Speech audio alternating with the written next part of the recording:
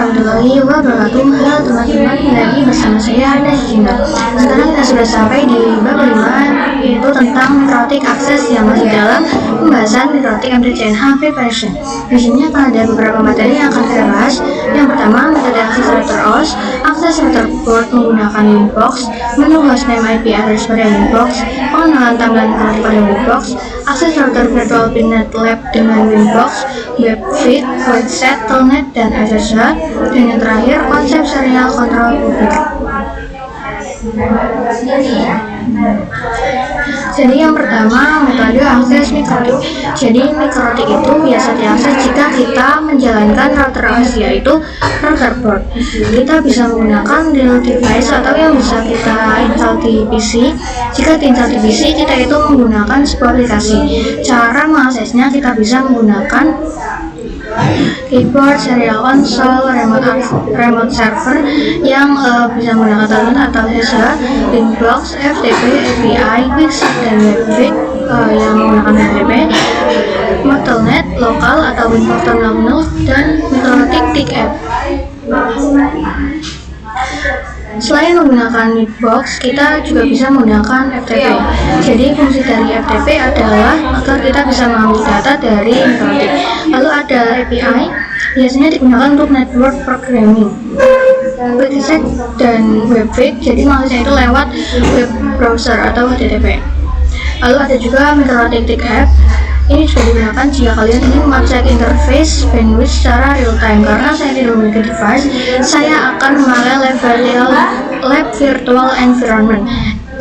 Jika kalian sama seperti saya, kalian bisa juga menggunakan lab virtual environment. Lalu yang kedua, akses router port menggunakan Winbox. Jadi cara paling mudah dalam mengakses dan mengkonfigurasikan router mikrotik adalah menggunakan Winbox atau real device. Untuk aplikasi Winbox available on Windows terkait macOS dan Linux bisa menggunakan pihak ketiga. Antara router dan laptop dihubungkan menggunakan kabel LAN. Jika kalian menggunakan real device atau perangkat aslinya, jadi perangkat router port dihubungkan dengan laptop menggunakan kabel LAN.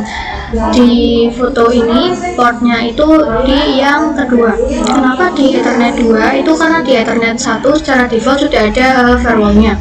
Jadi port Ethernet 1 digunakan agar bisa terhubung ke internet. Setelahnya router port bisa diaktifkan tombol powernya atau bisa disalurkan menggunakan kabel besar. Setelah disalurkan ada lampu yang menyala dan menandakan mikrotik sudah berhasil dinyalakan. Yang terakhir, available access by MAC and IP address dengan user admin dan passwordnya kosong. Lalu yang ketiga, akses virtual mikrotik pinnet lab with Winbox atau lab alat emulator jaringan pocket. Jadi bisa digunakan untuk administrasi jaringan. Pinnet lab ini juga sama dengan Cisco Packet Tracer. Untuk menginstalnya, kalian bisa ke website mikrotik.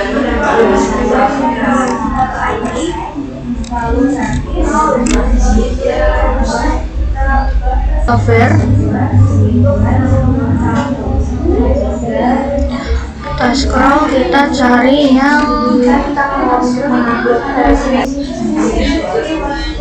di cloud hosted router. Ini kita menginstal CHR-nya, kita perlu mengimpor filenya. Nah, untuk mengimpor filenya, kita memerlukan sebuah aplikasi yang bernama WinSCP. Download WinSCP. Kita yang hijaunya teman-teman. Menyiapkan WinSCP, kita perlu menyiapkan pinnet lab-nya. Kita bisa impor menggunakan VirtualBox atau juga bisa menggunakan VMware. Download pinnet lab. Enter. Lalu kita pilih yang paling atas. Kita download, kita klik kanan. Lalu kita pilih open with, kita pilih yang VMware. Kalau sudah, kita impor.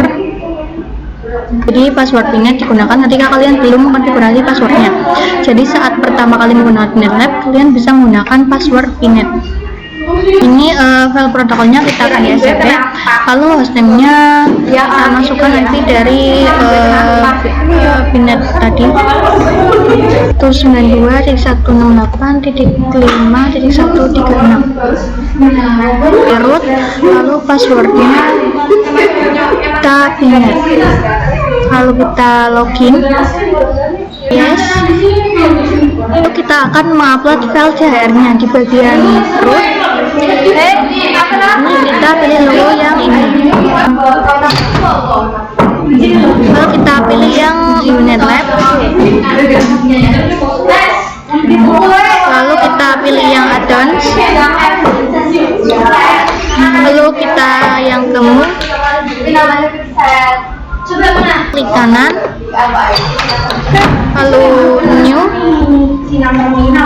directory.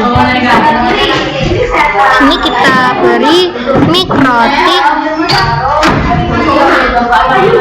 min router OS. Untuk upload CHR-nya kita ke My Documents, kita klik kanan, lalu kita upload,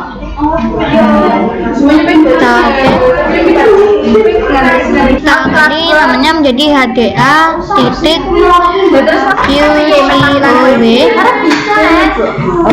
Ketikkan SOPT Unit Lab /wrappers/UNL per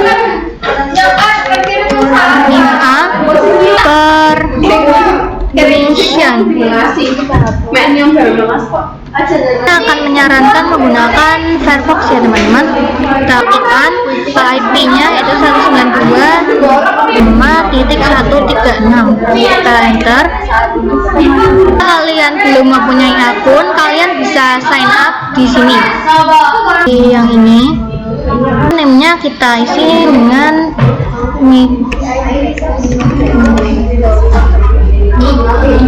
belajar mikrotik dasar.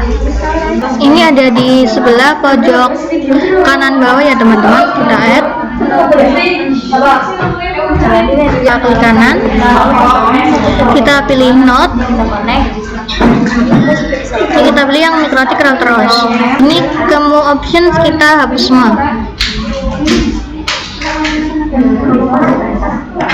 Kalau sudah kita save, dan lagi kita pilih network, name prefix-nya kita ganti menjadi ISP. Di sini kita ganti menjadi manajemen cloud.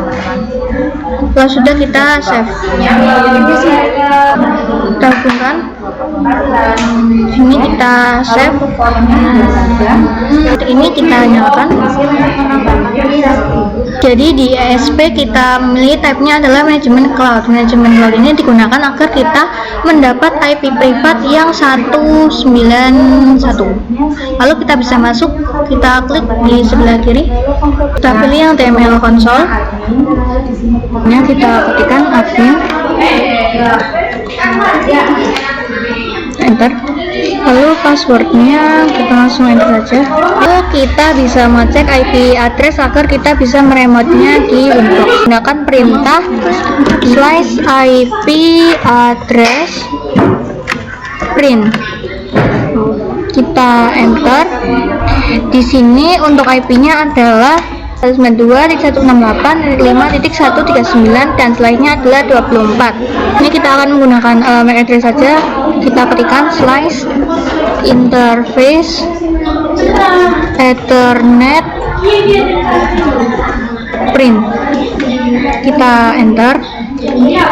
Kita memakai Ethernet 1 yang paling atas. Next.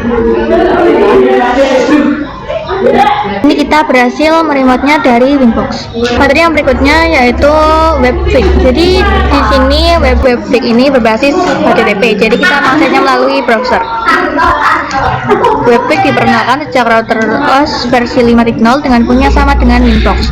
Lalu support IPv4 dan IPv6, support HTTP dan HTTPS sebagai alternatif Winbox. Untuk akses router port via Webpack bisa dengan mengetikkan IP router pada browser seperti ini.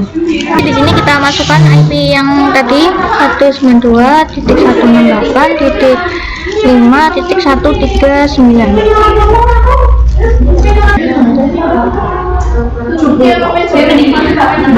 Ini tampilan Webpack-nya, baik Winbox dan Webpack itu memiliki tampilan yang hampir sama. Lalu untuk materi berikutnya yaitu QuickSet. Jadi di Winbox ada satu fitur yang bernama QuickSet. Kita klik. Jadi QuickSet adalah menu yang digunakan untuk mengkonfigurasi router dengan lebih cepat. QuickSet ini hanya ada di Mikrotik yang wireless saja. Lalu materi yang berikutnya Telnet dan SSH. Jadi di sini kita akan coba mengakses Mikrotik menggunakan Telnet dan SSH. Di sini saya sudah masuk ke terminal. Saya akan cek portnya dulu menggunakan /IP address print detail. Kita enter. Di sini menggunakan Ethernet 1. Kita ketikkan IP, lalu service, kita enter, lalu print. Okay. Untuk telnet port defaultnya adalah 23. Di sini kita akan mencoba remote-nya menggunakan terminal divisi, tapi kita harus menginstal telnet client-nya dulu. Kita ke control panel, kita ke programs, and feature, Windows features on or off. Di sini telnet client kalian centang ya teman-teman. Kalau sudah kita oke. Di sini kita ketikkan telnet 192.168.5.139. Enter. Di sini kita login menggunakan admin. Kita enter. Di sini kita sudah bisa login menggunakan cara telnet. Sekarang saya akan coba login menggunakan SSH. Kita ke putih. Di sini kita masukkan dulu IP yang tadi 192.168.5.139. Kita accept. Di sini loginnya sama, yaitu admin. Kita enter. Passwordnya kita aja /lc. Dan ini kita juga sudah bisa masuk menggunakan SSH. Lalu materi yang terakhir yaitu konsep serial console. Jadi serial console digunakan apabila kita lupa atau salah dan telah mendisable semua interface pada Mikrotik. Serial console dibutuhkan saat kita menggunakan net install. Untuk mengakses Mikrotik tanpa menggunakan IP address dan juga MAC address, itu kita bisa menggunakan serial console. Nah, port serial console itu berada pada router port, jadi kita tidak perlu khawatir jika ada koneksi yang terputus. Serial console juga bisa menjadi opsi lain jika tidak bisa menggunakan Windows. Tetapi untuk mengaksesnya hanya bisa menggunakan mode CLI dan juga hanya Mikrotik yang mempunyai port serial console saja yang bisa mengaksesnya. Sekian materi di bab kelima kali ini. Sampai jumpa di video berikutnya. Wassalamualaikum warahmatullahi wabarakatuh.